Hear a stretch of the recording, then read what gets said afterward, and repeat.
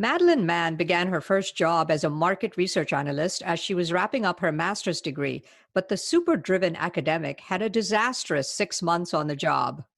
And it really was a moment of me realizing, wait, I do need to work harder. I do need to find more ways to contribute. I wasn't in those meetings jotting down a bunch of notes of how am I going to look up these terms later and ask a bunch of questions. I was just kind of clueless and aimless.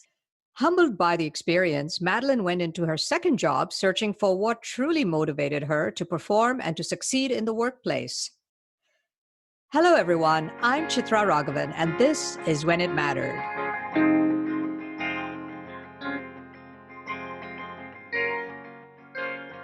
This episode is brought to you by Good Story, an advisory firm helping technology startups find their narrative. Joining me now is Madeline Mann, a human resources leader and career strategist. Madeline is known for her rapid-fire career advice videos on her channel Made Millennial, which has amassed hundreds of thousands of followers across all the major social media platforms. Madeline transformed her own experience as an HR and recruiting leader into advice on how to empower ambitious professionals to fast-track their careers. Madeline's work has been featured on Business Insider, Newsweek, Thrive Global, and more. She was named a top 50 person to follow on LinkedIn and a top 10 YouTube channel for job seekers. Madeline currently also serves as talent development manager at Inspire in Los Angeles. Madeline, welcome to the podcast. I am so glad to be here, Chitra. Thank you. It's interesting that your whole career revolves around inspiring others to interview better for jobs and to perform better at jobs, but your own career got off to what I would say was an incredibly shaky start. Tell us about your first job and what happened. Yes. So at my first major corporate job, I was in a market research role because I had a background in psychology and I thought that would be an interesting path to try out.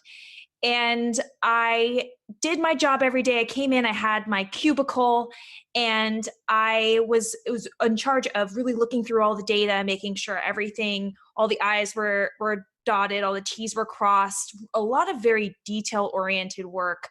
And I would come to the meetings that the team had, and I would sit there and have no idea what anyone was talking about. But I tried my best, and but by the time it would hit 5 p.m. at that job, I was exhausted, essentially because the job just didn't play to my strengths at all. And so when you're not playing to your strengths, you just get tired. And so I got to my 3-month performance review, and my boss, she pulled out the scores that I got for different aspects, right? Maybe my communication skills, my work product, whatever those key metrics were. And she walks through my scores. And at this point, I had never really gotten a B before in my life. I'd always gotten all A's. I always found school as this fun challenge to try to always maximize my score. And I was always in competition with myself. And she shows me my scores, and out of 5, out of a span of 5 points, I consistently got 3s and 2s across everything, which was completely mind blowing to me. And it was this moment of me being like, what did I do wrong? I hit all of the things that they asked me to do. And I remember talking to my boyfriend at the time, who's now my husband, Henry. I said, I am so nice and I do everything they tell me to do. Why am I getting these mediocre and even below mediocre scores? And he said, Madeline, if I ran my own company, I wouldn't want someone who was just doing the bare minimum and was just simply nice. I would want someone who was passionate about their job, who found ways to contribute, who went above and beyond. And that's when it clicked for me that life and the working world is not like school. There's not a rubric where you simply check off things and then you call it a day. And that was a huge wake-up call to me. And I mean, we worked together at GEM for a couple of years, and I know what an incredibly high achiever you are. That must have been quite a moment for you when you saw those performance grades. Absolutely. It really was.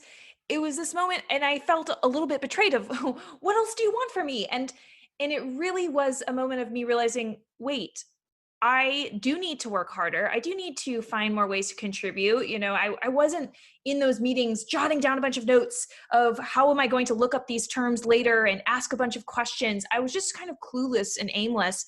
And what the other thing I discovered is that I'm not actually motivated to do a lot better in this job, which was also something weird, you knowing me and knowing that I am a very motivated person, but I'm motivated for certain types of jobs. And that was a wake up moment to say, this is not the career for me.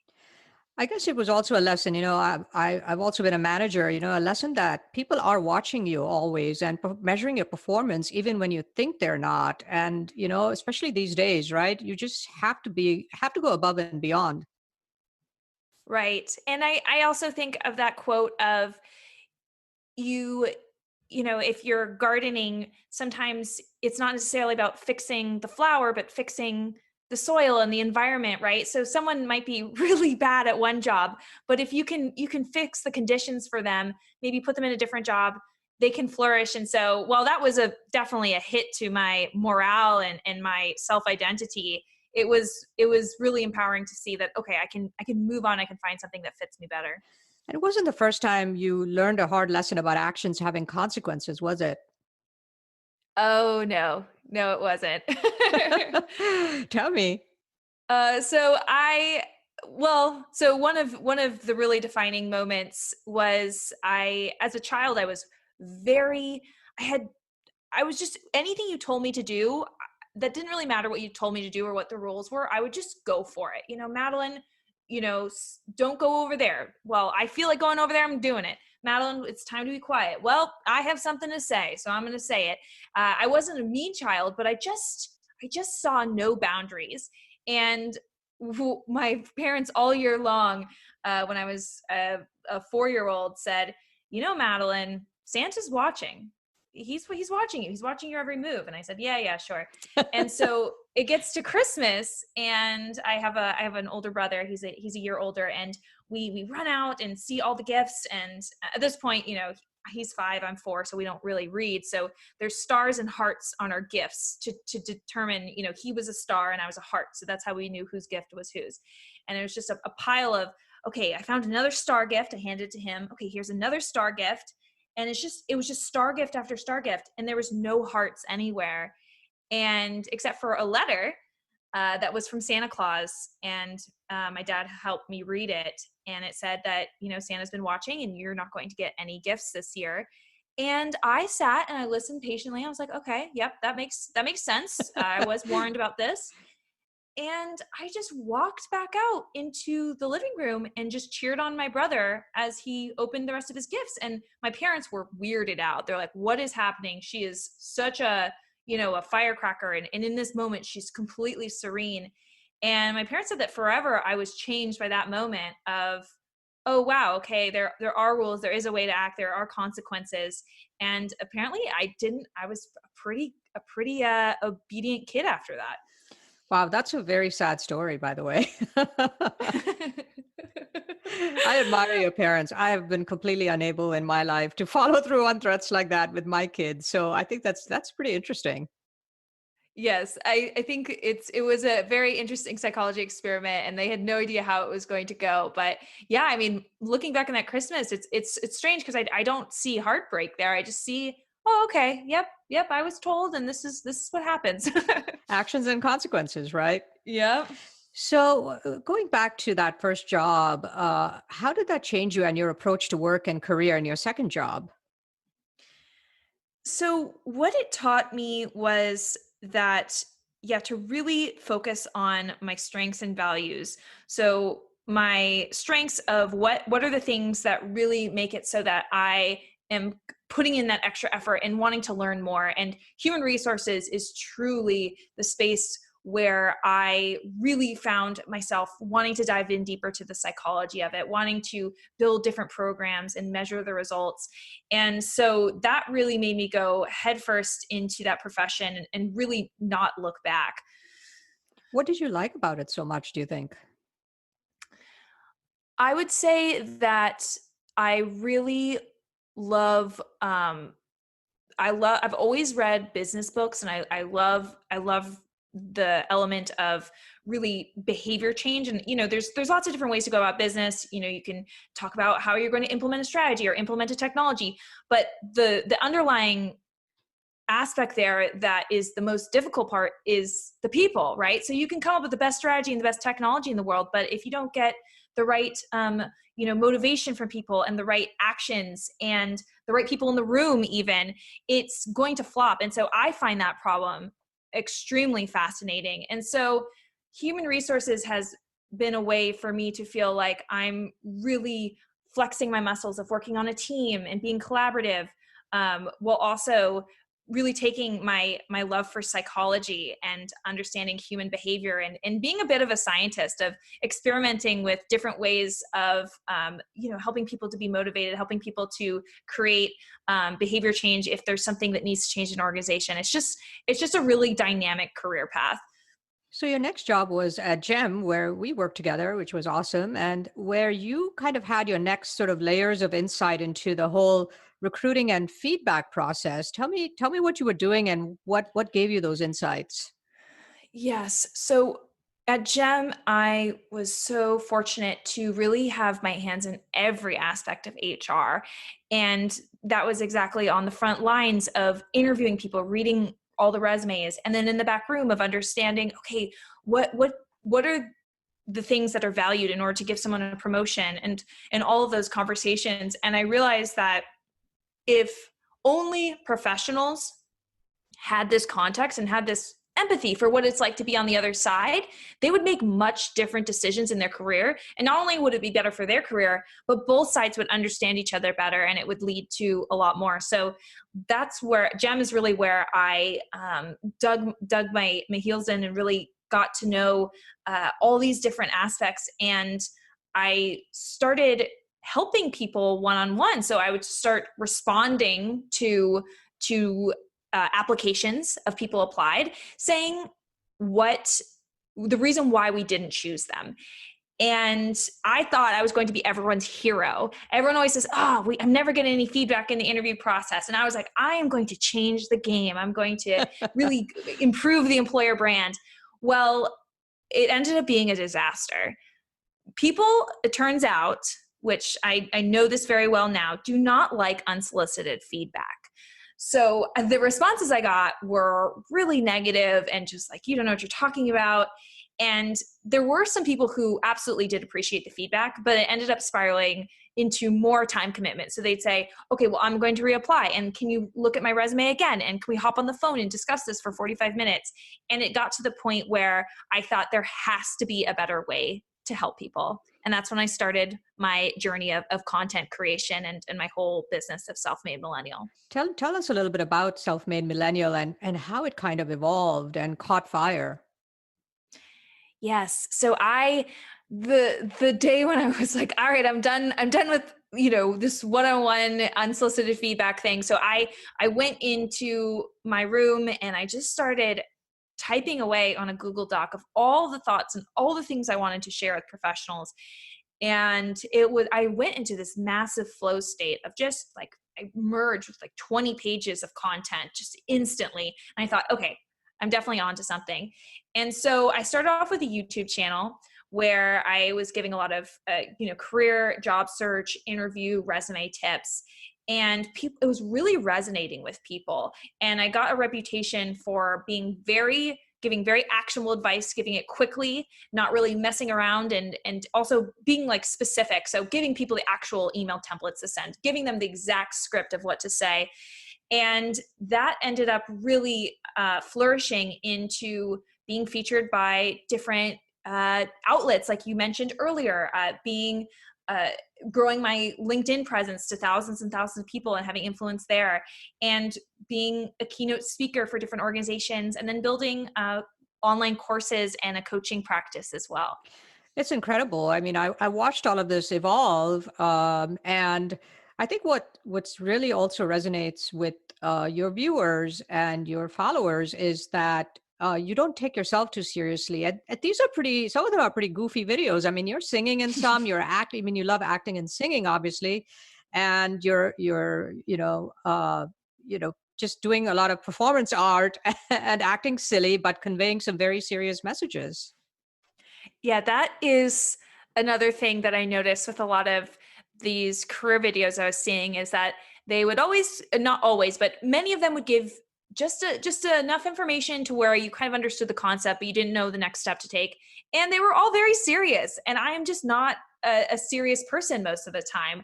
And so, yeah, I think that I have really brought just that goofiness, that trying to, adding lots of puns into what I'm talking about. If dancing is called for in the video, I will absolutely show up for that.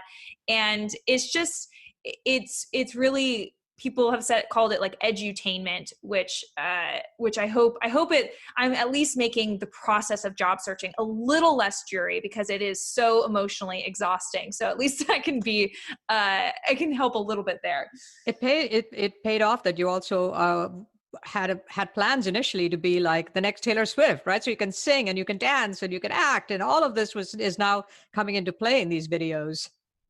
Yeah, and I actually think that that's something, I never totally went down the road of being like a full-on singer or an actress or anything like that. But I do think that it's interesting, and a message out to all of us is that you should notice those things about yourself. And even if you aren't going to pursue that exact path, like there are ways that you can still bring out those hobbies and those talents. So that has been fun for me to kind of tap into that and bring those things to life. You've also become one of the top 50 LinkedIn thought leaders. How did you go about that process? And what is it that's resonating on that channel, do you think? LinkedIn is such a powerful place to build thought leadership, and it's often undervalued, and it's incredible. I mean, only the last stat I checked is that only about 3 million LinkedIn users post on LinkedIn a week, which is, there's over 690 million users and only 3 million are posting a week. Compare that to Instagram, where there's 300 million new photos a day. So it's crazy. Like the saturation is so much less. And so the virality that you can reach, the organic reach that you can have is incredible. And so what I've done is I've brought over a lot of the tips that were resonating on YouTube to LinkedIn. And the powerful thing about LinkedIn is that it's very relationship oriented. So I show up on LinkedIn and I'm giving really actionable content, and people then start to feel like they know me. And then it makes it so that I'm never cold messaging or cold emailing anyone on LinkedIn, because they see me pop up frequently. And so it makes for such an easy way to start a conversation. And so when people talk about keeping your network warm, just showing up on LinkedIn, being an active participant, then you are keeping up with your network in a way that is scalable, instead of you just like, people haven't heard from you in a few years and you pop up into their inbox. Interestingly, you've also had tremendous success on TikTok, which one wouldn't think would be a channel for career advice and job advice. That is just as much of a surprise to me as it is to you. That was a grand experiment. And yeah, I think at time of recording, I'm about 300,000 followers on there, which has been really fun to grow with that and help people with their careers through videos that are under a minute. That's incredible. I mean, when you saw those numbers go up, I bet you were pretty shocked. I was, yeah, in such a short amount of time, and it's the platform's constantly evolving. But yeah, that's actually a place I don't dance. I actually don't dance on TikTok, despite the reputation. The one place where people would expect you to dance. Right. I've never danced on there. Well, I guess there's an element of surprise.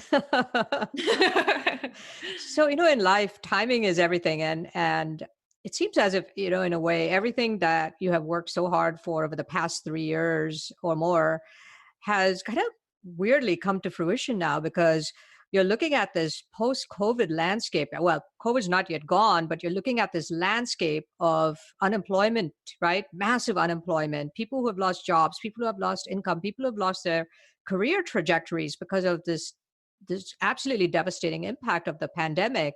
Tell me what you are seeing, and what do you make of the whole thing, and where you think it's going? Yes. So this is something that I've been very hot on the pulse of.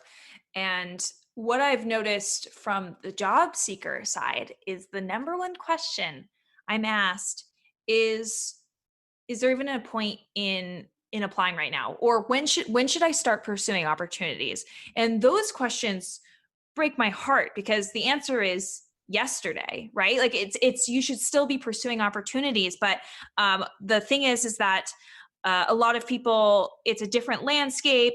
Things are shaken up. They don't know if the company had layoffs or not. They don't know if they're still hiring. They're posting job descriptions, but does that mean, was that just automatic? And oh, I had an interview, but then I haven't heard back. But like, is it okay to even follow up with anyone during these conditions? And one thing, a metaphor I use is that if you've heard of this team building exercise where it's about building a tower out of like spaghetti, hard spaghetti and string and tape, and you're supposed to build the highest tower you can that can hold up one of those jumbo marshmallows, and you only have 15 minutes to build it. And they found, after doing this team building exercise across all different kinds of groups, really interesting results about who is really good at this activity and who isn't. They found that MBA students are the absolute worst at this activity. The reason being is, okay, the 15 minutes start and they start planning and conceptualizing and delegating and sketching, and they're constantly, they're in the planning stage, and it gets to the 12-minute mark and they're going, hold on, wait, we still haven't started building yet, wait, we need more time, and they're begging for more time. And by the time the time runs out, they put something together quickly and it all looks like the Eiffel Tower, and whoever's stands up the tallest wins. But the group that actually does the best with this are actually kindergarteners. And the reason why kindergartners are so good at this task is because as soon as the stopwatch starts, they just start building. Like they're like, all right, let's put some stuff together. Okay, oops, first tower fell down. It's all right. We still have 9 more minutes. Okay, let's build our next one. And by the end of the 15 minutes, everyone's tower looks different. They're all, all of them have a marshmallow at the top. And the solutions are very creative. And the reason why I tell this story is because I really want job seekers to be like kindergarteners right now. I want you to move from a planning mindset to an experimentation mindset. Just try things. Keep moving during this time. Don't freeze. Don't be in this constant getting ready stage, because while you're doing that, other people are getting these jobs. And so don't be afraid to make that first move, to make that first reach out, because this is an unprecedented time. And the people who are getting jobs, and I have gotten literal hundreds of emails and calls from people who have said that I have helped them get jobs during COVID. It's happening, but you have to keep building. You have to keep experimenting. That's really interesting. In my first job at the television station in Chicago, we had a saying, better than good, it's done, right? Sometimes you just got to get to that finish line and not try to just finesse, constantly finesse to a point where you miss that timing, which, as I said before, timing is everything. Exactly. Yeah. And so one of my best tools that I've helped people with is I wrote emails to follow up during COVID. So I tell everyone persistence gets jobs. You need to be following up. But people say, how do I follow up without being inconsiderate? And so I wrote these email templates where it really allows you as a person following up as a candidate to respect that person's timing, to respect that they have other things going on, that things aren't certain, but still be persistent and positive. So I think if you go to my website, madeline.com, it's like the first pop-up that happens that people can grab that download. But that has been a really big breakthrough for so many people. So many people have emailed me saying, wow, just thank you for giving me that tool to actually move forward and follow up. Because again, a lot of people are so frozen right now. What do you think is going to happen to the technology workplace and hiring and managing and any workplace for that matter as a result of COVID, and which changes are likely to be short term and what are likely to be long term? One of the things that is I'm noticing a lot is safety is obviously a big part of coming back into the workplace. How are we going to utilize kitchen spaces? How are we going to, spread out desks? And so those are the shorter term things. I think longer term, it has been an interesting challenge to show that remote work is possible for a lot of roles. I think that there's still a lot to be said for being in person, but this has been a really interesting challenge to the idea that you need to be in person. So I am thinking that there's going to be a lot more roles, a lot more distributed teams, and even a lot of companies maybe getting rid of their offices or downsizing and having just shared desks in their space where people don't necessarily have a desk anymore. It's just if you're coming into the office, take an open desk and possibly fewer days in the office. If there's any other piece of advice that you are giving your followers on how to kind of survive this dark period and how they can bounce back, what is that? I think that it's probably two things. So I think really you need to look at what's in demand right now. I think the idea of follow your passion is a misdirection of energy. I think that there's people often then go, they just want to go after a certain job that maybe isn't in demand, and COVID has caused certain jobs to be really high demand and others not. So I would say get a bit creative, right? Look at your skills and look at your strengths and your values and see what could be new for you, such as I have been coaching a lot of event planners because that has been a really tough job to get these days.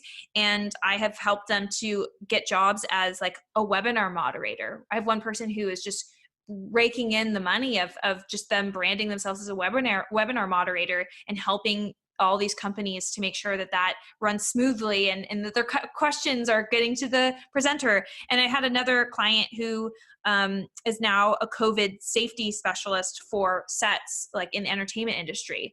So there's a lot of different ways that you can rebrand your skills.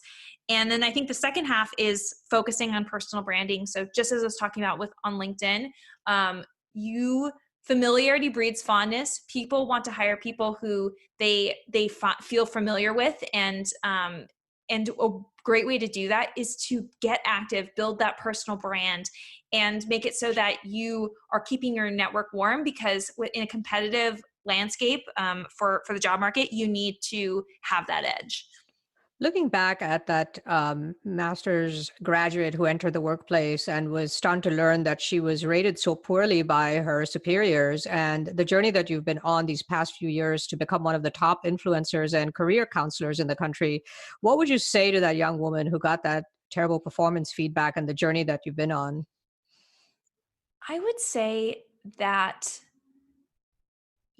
there's not actually a real structure to the recipe for success in the working world. Like I think so many people, and obviously me in that situation as well, we get caught up of like, what's the right thing to do? What's the right way to format my resume? What's the right way like to ask for a raise? Like it's not during this particular cycle, or what's the right way to have a career that's like a ladder instead of I can consider most careers these days to be jungle gyms instead of like there's lots of different places to go versus just straight up and one path. And so I think that that's something is that everything or most of the things I've talked about today, like no one handed me, hey, Madeline, you are now going to build this YouTube channel. You are now going to have this coaching practice. You're now going to have all these things. You just create it for yourself. And so that's something that I wish I would have known when I was in that first job is that, it's not about just following the rules. it's about building your influence and contributing and finding ways to contribute and not waiting for someone to grant you permission or tell you, here's the steps you take. Like, throw the playbook out the window. And really, I found that the best moments in my life have been times where I've zigged when everyone else sagged. Have you had any, what I call viral insights in the wake of COVID, that moment of clarity that's often brought upon by a crisis? A viral insight. I would say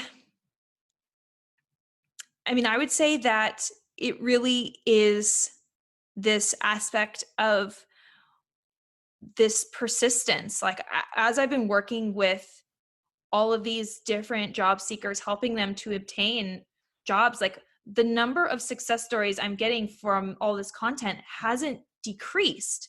And it actually, I think it's gotten, for those people who have been even more committed, like, there's been tremendous victories in this time. And so I think really just these moments of, wow, if you can just be really persistent, there's just amazing things that can happen. Obviously, that's not true for everyone. Like, there's a lot of people who have really difficult situations that it's, just a bit of elbow grease won't get them through it. But I think it's been largely pretty incredible of the ability for people to build relationships and lean on each other and reach their next career goals. Madeline, thank you so much for joining me today and for the great conversation and insights. It has been my pleasure, Chitra. Thank you so much for having me. Madeline Mann is a human resources leader and career strategist. She's known for her rapid-fire career advice videos on her channel, Made Millennial, which has amassed hundreds of thousands of followers across platforms. Madeline transformed her experience as an HR and recruiting leader into advice on how to empower ambitious professionals to fast-track their careers. Madeline's work has been featured on Business Insider, Newsweek, Thrive Global, and more. She was named a top 50 person to follow on LinkedIn and a top 10 YouTube channel for job seekers. Madeline currently also serves as Talent Development Manager at Inspire in Los Angeles. This is When It Mattered. I'm Chitra Ragavan. Thanks for listening to When It Mattered. Don't forget to subscribe to the show on Apple Podcasts or your preferred podcast platform. And if you like the show, please rate it 5 stars, leave a review, and do recommend it to your friends, family, and colleagues. When It Mattered is a weekly leadership podcast produced by Good Story, an advisory firm helping technology startups with strategy, brand positioning, and narrative. For questions, comments, and transcripts, please visit our website at goodstory.io or send us an email at podcast@goodstory.io. Our producer is Jeremy Kaur, founder and CEO of Executive Podcasting Solutions. Our theme song is composed by Jack Yeagerline. Join us next week for another edition of When It Mattered. I'll see you then.